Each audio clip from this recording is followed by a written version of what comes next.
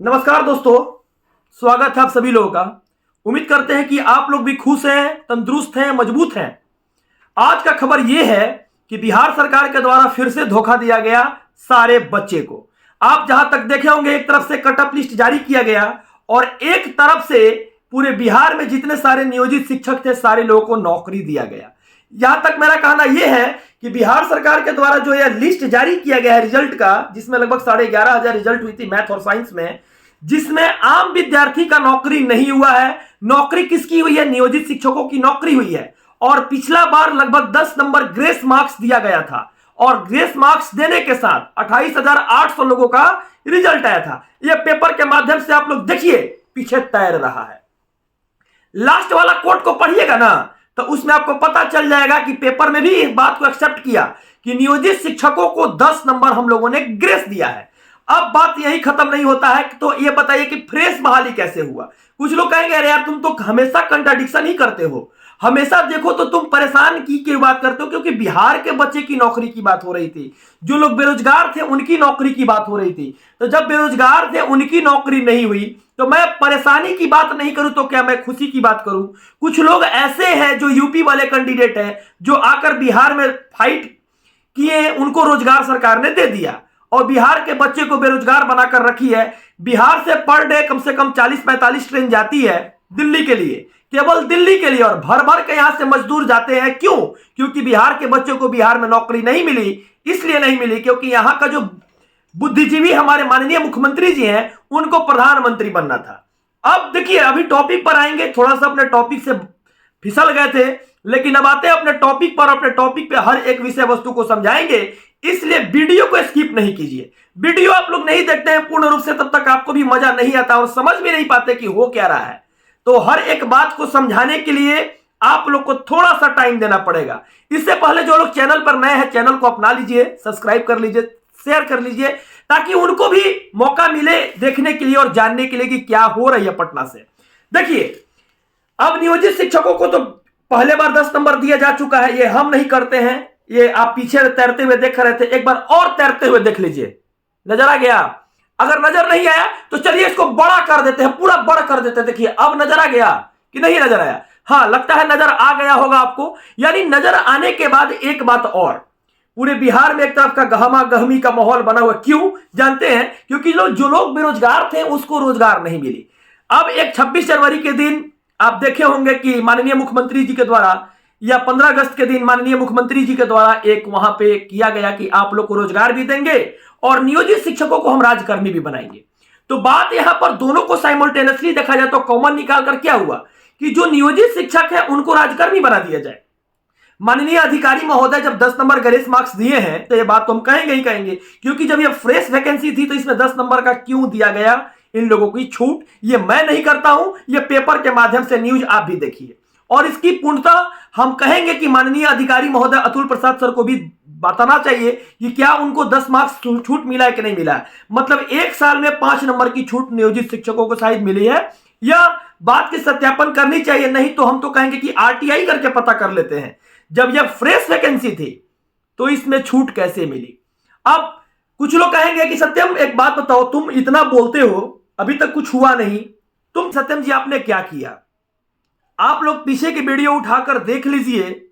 इस वीडियो के माध्यम से आपको पता चलेगा कि जो मैंने थंबनेल लगाया था 100 घटना घट चुकी, चाहे वो बिहार सरकार का हाईकोर्ट हो, चाहे एनआईओ से रिलेटेड हो।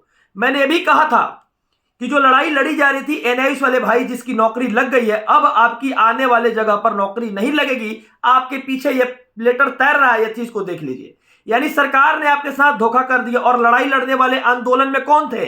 एनआईओ वाले भाई थे। और एनआईओ वाले भाई, आपको मैं सही बता देता हूं कि जो भी लोग लड़ाई लड़े उनकी नौकरी नहीं लगी, लेकिन जिनकी नौकरी थी सरकार ने उनको नौकरी भी दे दिया और आपको विदाउट सर्टिफिकेट करके भगा भी दिया।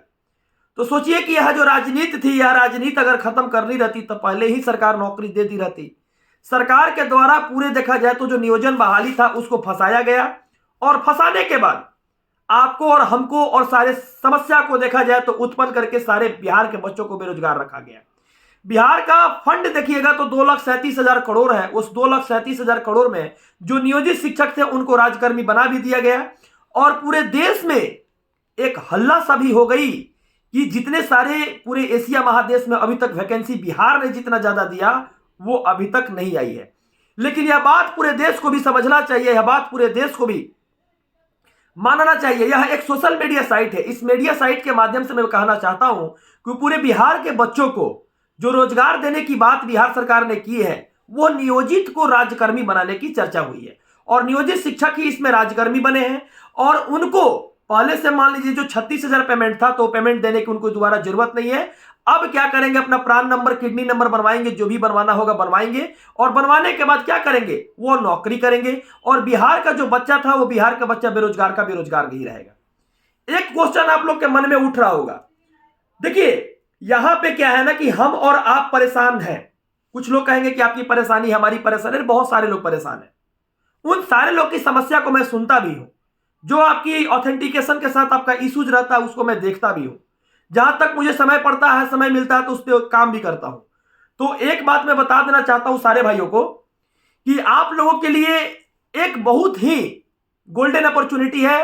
अगस्त में भी बहाली आ रही है, उस बहाली में आप लोग भाग लीजिए और शुरू से ही प्रिपेयर रहिए।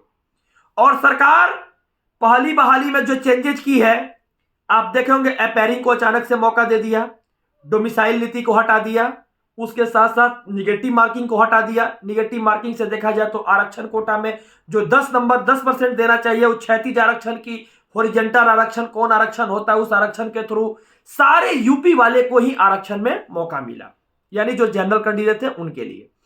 बात अभी भी खत्म नहीं होती है, मैं बोलता हूं आप सभी लोगों के लिए, बात जो है वो खत्म अभी भी नहीं होता है।